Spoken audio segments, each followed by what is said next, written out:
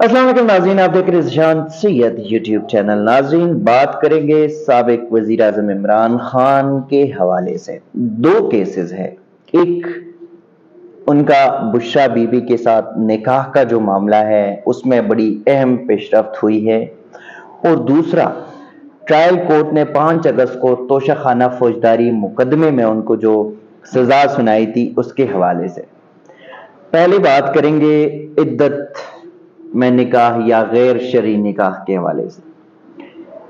یہ عمران خان اور بشرا be be کی نکاح کے حوالے سے اسلام آباد کی مقامی عدالت میں یہ دوسری درخواست ہے۔ پہلی ایک درخواست آئی تھی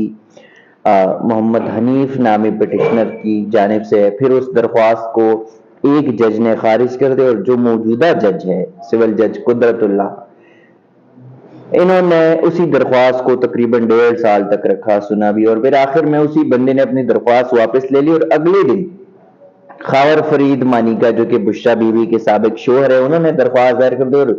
انتہائی بیہودہ قسم کے الزامات لگائے تھے۔ اس کے بعد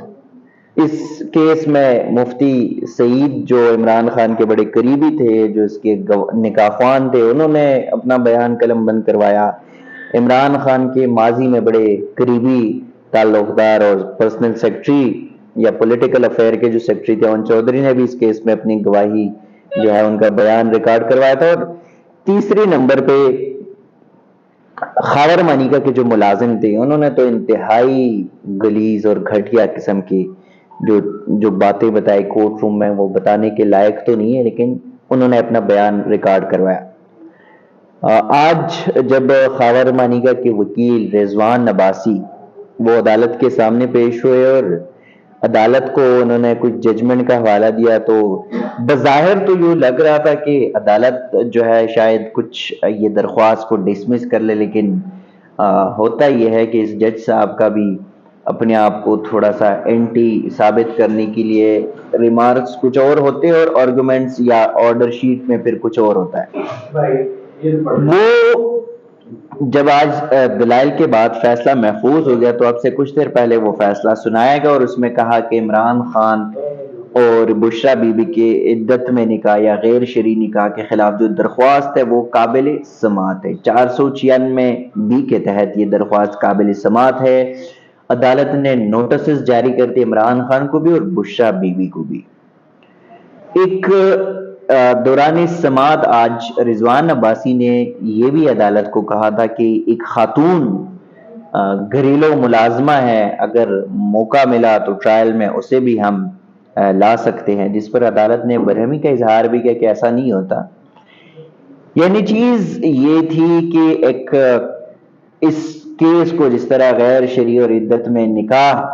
کا جو کیس تھا جو چلایا جا رہا تھا، اس میں اگر کچھ نہ بن پائے تو اس کیس کو زنا کی طرف لے کر گئے، اور ابھی فوکس جو ہے وہ یہ ہے کہ انہوں نے جو بشرا بی بی جو عمران خان کی اہلیہ ہے اور عمران خان کی شادی سے پہلے کے جو تعلقات تھے اس کے اوپر اسپیسیفکلی فوکس کیا گیا ہے۔ اب دیکھنا یہ ہوگا کہ اس کیس میں کیا ہے، لیکن فی الحال جو اہم پیش رفت ہے وہ یہ ہے کہ اس کیس کو قابل سماعت قرار دیا گیا اور عمران خان بشرا بی بی کو نوٹسز جاری کر دیے۔ دوسری جانب اسلام آباد ہائی کورٹ میں اسی عمران خان کی ایک درخواست، توشہ خانہ فوجداری تحائف کیس میں ٹرائل کورٹ نے 5 اگست کو عمران خان کو سزا سنائی تھی۔ اس کے بعد 8 اگست کو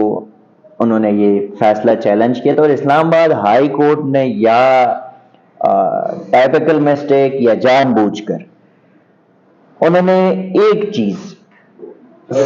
جو سینٹینس تھی اس کو سسپینڈ کیا، بٹ کنوکشن کو نہیں، یعنی اس میں عمران خان نااہل بھی تھے اور سزا یافتہ بھی تھے۔ اب سزا کو انہوں نے سسپینڈ تو کر دیا، لیکن جو نااہلی تھی اس کو بالکل ہائی کورٹ نے چھیڑا نہیں۔ تو اس کے بعد دوبارہ انہوں نے اکتوبر میں درخواست دائر کر دی 5 اکتوبر کو کہ یہ جو اسلام آباد ہائی کورٹ کا فیصلہ ہے، ہائی کورٹ صرف سینٹینس کو نہیں بلکہ سینٹینس اینڈ کنوکشن دونوں کو سسپینڈ کرے۔ اس پہ بھی اسلام آباد ہائی کورٹ نے آج فیصلہ محفوظ کر لیا۔ لطیف کھوسا کی جانب سے دلائل دیے گئے، امجد پرویز کی جانب سے دلائل دیے گئے اور الیکشن کمیشن کی وکیل ہیں۔ اس کیس میں اسلام آباد ہائی کورٹ نے ایک بار پہلے فیصلہ محفوظ کیا تھا، امجد پرویز کو کہا تھا کہ آپ تحریری اپنے دلائل دیں، پھر اس کے بعد جو آرڈر شیٹ آئے تو اس میں کہا کہ 11 تاریخ کو وہ حتمی اپنے فائنل آرگومنٹس دے دے، ادروائز ہم کیس کا فیصلہ کریں گے۔ آج جب ان دونوں نے دلائل دے دیے، پہلے تو یہ تھا کہ لطیف کھوسا نے عدالت کے سامنے ایک اور معاملہ رکھا، اور وہ معاملہ یہ تھا کہ آج توشہ خانہ تحائف کیس جو کہ اڈیالہ میں اس پہ سماعت ہونا تھی بشرا بی بی اور عمران خان کے خلاف، اس میں جو وکیل ہے وہ لطیف کھوسا ہے۔ لطیف کھوسا کیس پروسیڈ کرنے کے لیے گئے اور اڈیالہ میں ان کو اڈیالہ جیل کے اندر جانے کی اجازت ہی نہیں دی، تو انہوں نے اسلام آباد ہائی کورٹ کی چیف جسٹس کے سامنے یہ معاملہ اٹھایا کہ یہ ہماری تضحیق ہوتی ہے، ہم وہاں پہ ایز اے لائر جاتے ہیں، ہم اجازت نہیں دیتے۔ تو چیف جسٹس کا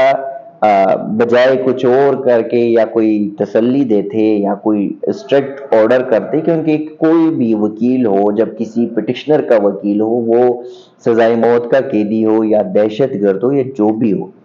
ان کی وکیل کا کیس پروسیڈ کرنا، کیس لڑنا ان کا حق ہے۔ تو ہائی کورٹ کے چیف جسٹس نے کہا میں رجسٹرار سے پوچھ لیتا ہوں۔ بھائی صاحب پوچھنے کی ضرورت ہی نہیں ہے، ایک سینئر لائر ہے، اس کو وہاں پہ کیس میں جانے کی اجازت نہیں ہے، کون ہے، کس نے روکا ہے اور کیوں روکا ہے۔ تو یہ دو چیزیں جو ہے وہ آج اسلام آباد ہائی کورٹ اور سیشن کورٹ میں ہوئی، بلکہ ساتھ اڈیالہ کا بھی تھا۔ جو توشہ خانہ فوجداری تحائف کیس میں عمران کی درخواست پر امجد پرویز جو کہ الیکشن کمیشن کے وکیل ہے اس میں، اور لطیف کھوسا میں بڑے نوک جھونک بھی ہوئی، جس پر عامر فاروق جو کہ چیف جسٹس نے برہمی کا اظہار بھی کیا۔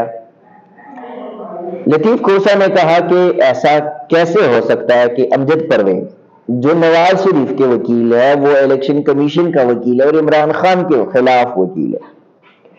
تو اس پر امجد پرویز نے کہا کہ میں پرویز چودھری پرویز الہی کا بھی وکیل ہوں۔ اس نوک جھونک میں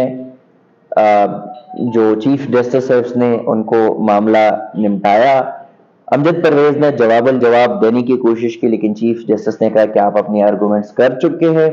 دلائل پہ مکمل ہونے پر فیصلہ محفوظ ہو گیا۔ اب دیکھنا یہ ہے کہ اسلام آباد ہائی کورٹ کیا فیصلہ کر دی، کیا اپنا جو فیصلہ تھا ان کا 30 اگست کا، اس پہ ریویو کریں گے یا نہیں، اس درخواست کو خارج کریں گے۔ ناظرین اب تک کے لیے اتنا ہی، اسی قسم کی چیزیں آپ کے ساتھ شیئر کرتے رہیں گے، تب تک کے لیے دیجیے گا اجازت، اللہ حافظ۔